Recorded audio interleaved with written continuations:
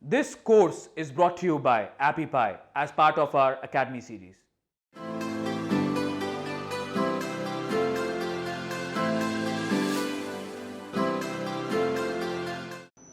Alright, so the next question is a private variable can be accessed by, and there are a couple of options. Let me read the options for you.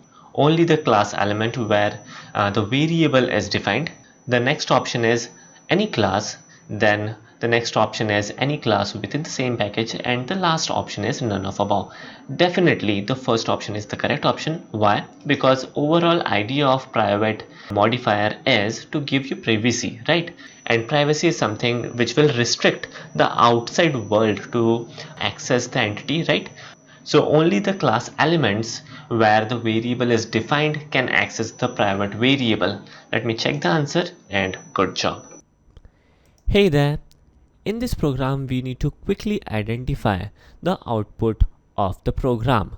Now, this program is pretty simple to understand, where we have a class by the name of quiz. Then we also have a main method. Inside the main method, we have a couple of statements, and we also have a yet another method.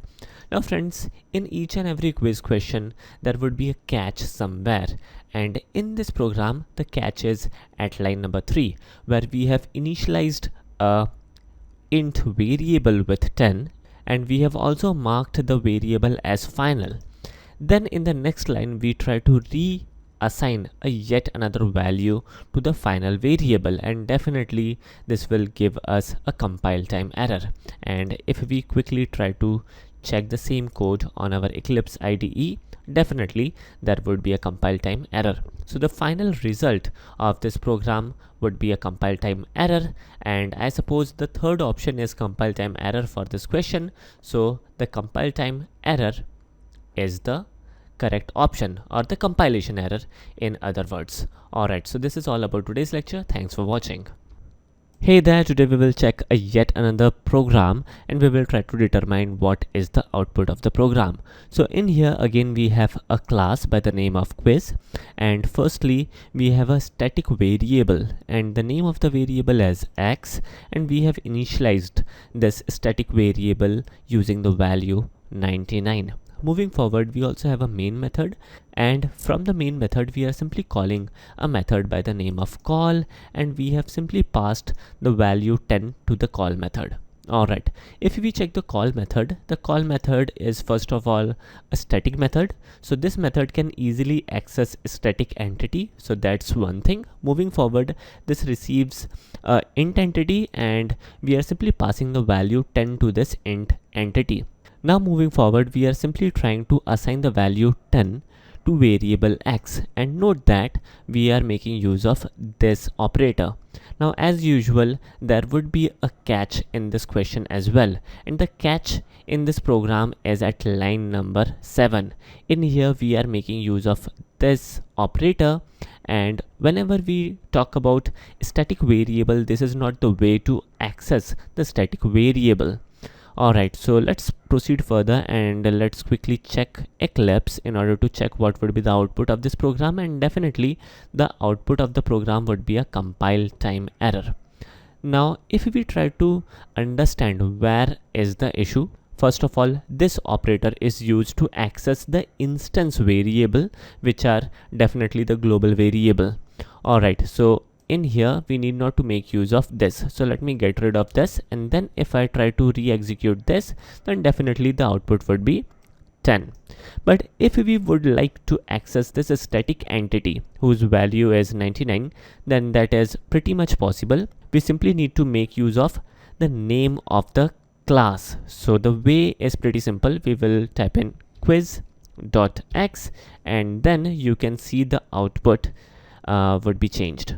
Here we go. So the value of x equals 99 is the output, because we are simply trying to access the static variable instead of local variable. So this is all about today's lecture, and I hope the explanation is good enough. And definitely whenever you would like to access a static entity, and the static entity is like a global variable, then definitely make use of class name dot variable name. Alright, so this was it. I suppose the explanation was good enough, and I will catch you in the next one. Hey there, so here is yet another question, and again we need to determine the output. First of all, we have a class by the name of quiz, and inside this class, first of all, we have a static block, and inside this static block we have a variable with a name as a. The value assigned to a is 5, and inside this static block we are simply displaying the value of this variable a. Moving forward, we also have the main method, and inside this main method we are again trying to display the value of a. Now this program is a little different than usual because we are simply like printing the value of a in our static block and in our a method as well, and the output would be also strange and different from usual. So let us quickly check our Eclipse IDE, and here is our program. Now if I execute this program, then we will get a output, and we will also get a compile time error. Strange? Yes, it is a little strange. Let me show you. Here we go. So first of all, we are getting the output as 5, and then there is a compile time error. And the issue is pretty simple. We are simply trying to access a element which is not available to the main method.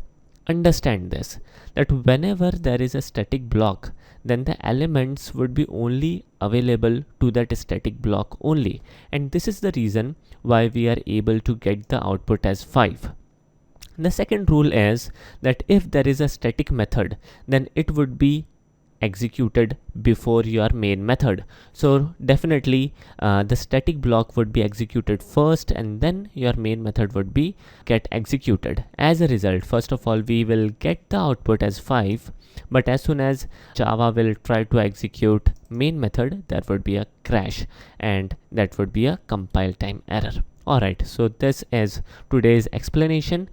I hope the explanation was easy enough, and I will catch you in the next one.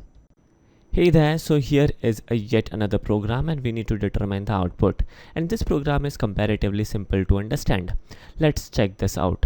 Alright, so in here, first of all, we have a class by the name of quiz, and inside the main method, first of all, we have initialized a variable. The name of the variable is value, and we have initialized value as 99. Then we have called a method by the name of change value, and we have passed the value variable to the method, and finally we are displaying the value of value variable. Now if we check this particular change value method, this is a static method. Now this change value method receives a int entity, and inside this change value method we are simply assigning 10 to this variable value. Now where is the catch in this program? Now the catch in this program is pretty simple. We will simply pass this variable as call by value and not call by reference.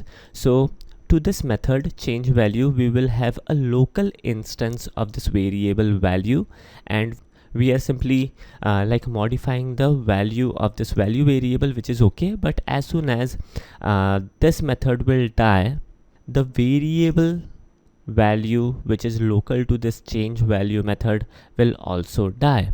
In fact, the effect of this call to change value method would be nothing, as we are simply passing the value to this change value method. Alright, so finally we will display the output, and definitely the output would be 99.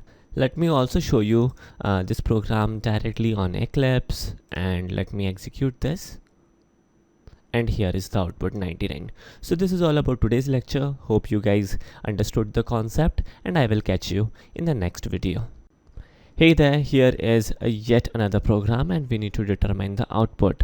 Now this program is again very simple. In here we again have a class by the name of quiz, and we also have a constructor. This constructor receives a int entity, and we are simply like receiving the value of a score, and then we are assigning score to variable score. Alright, moving forward, we also have a main method, and in our main method we are simply printing a message, score of the quiz, and then we would be displaying the value of the variable score. So this seems to be good enough, and if we execute this particular program, what should be the output? The output should be 0, even though we are setting the value as 10. Let me re-execute this and show you. As usual, there is a catch in this program as well, and the catch is at line number 5, where we are assigning a score to score. Now this score which is received by this quiz constructor, this is a local entity, and we are simply passing the value of this local variable score. But if we would like to initialize the global variable score, then definitely we need to make use of this operator. And the reason is pretty simple. We need to explicitly tell Java that which version of score needs to be initialized. And how we will do it? We will simply type in this dot score. And now we should get a proper output. Score of the quiz as 10. So this is pretty simple. And the answer for the question is 0, and choose the correct option which are provided for this particular question, and the answer is 0 again. Thanks for watching. Hey there, here is the program, and we need to determine the output for this program. And if we try to execute this program, there is a crash, and the reason of crash is pretty simple. If we check the main method, in here we have the class quiz, and we also have the main method. Inside this main method, we are simply trying to print the value of a. Now the a entity is definitely a private entity inside our class A. So that's a point, and we are trying to create an anonymous object of class B. Now if we check the class B extends A, which is good enough. But whenever we extend a class, only the public or protected properties would be available to the subclass. As a result, the object of B doesn't contain the property A, and we are trying to access a private property of class A, and hence there is a crash. So very simple, very straightforward. The basic rule which we need to remember is that if we are extending a class, only the protected and public entities would be available to us. Alright, so this is all about today's lecture. Hope you guys enjoyed it, and I will catch you in the next one. Now the second question is, a package is a collection of. Definitely a package is a collection of classes and interfaces. This is a theory type of question, and always remember the answer of it. A package is a collection of classes and interfaces. Let me check the answer. Good job. Let's proceed further. The next question. What would be the value stored in variable x? Now let me check. Here is the part where we are storing the value of x. The first part where we are initializing the value of x equal to 0, it won't have any effect because we are reinitializing the value, right? So the value of x would be 3. 3 would be stored on z, and the value of z would be stored into our variable y, and then finally value of y would be stored on x again. And what would be the value of x, y and z? Obviously all of these three variables will start storing the value 3. So let me select this option. Oops, something went wrong. I suppose I am not able to select this option. Alright, so it worked. Let me check the answer. Well, wonderful. And then let's move forward. Then finally, the last question of this quiz: an object is created with new keyword. Well, good enough. Depends on the code, at runtime, at compile time, all of above. And the correct answer is at runtime. Let me check the answer. Good job.